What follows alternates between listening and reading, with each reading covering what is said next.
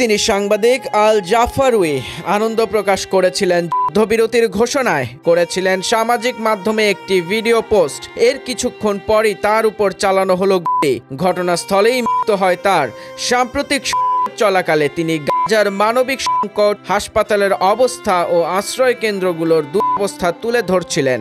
Israel ও হামাসের যুদ্ধবিরতির খবর প্রকাশের কয়েক ঘন্টার মধ্যেই হলেন সালেহ আল জাফারউই।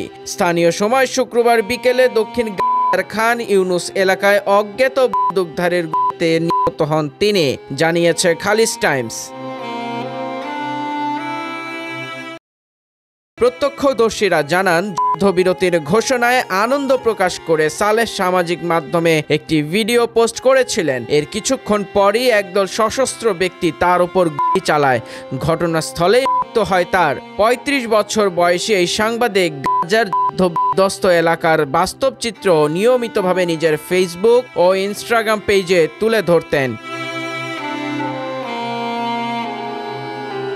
ঘটনার পর সালের মৃত্যুর খবর ছড়িয়ে পড়লে গাজার সাংবাদিক সমাজে শোকের ছায়া নেমে আসে। সহকর্মীরা জানান, সালেহ ছিলেন সাহসী ও নির্ভীক এক সাংবাদিক, যিনি যুদ্ধের ভয়াবহতা তুলে ধরতে কখনো পিছপা হননি। অন্যদিকে ফিলিস্তিনি কর্তৃপক্ষ হত্যাকাণ্ডের নিন্দা জানিয়ে ঘটনার তদন্তের আহ্বান জানিয়েছে।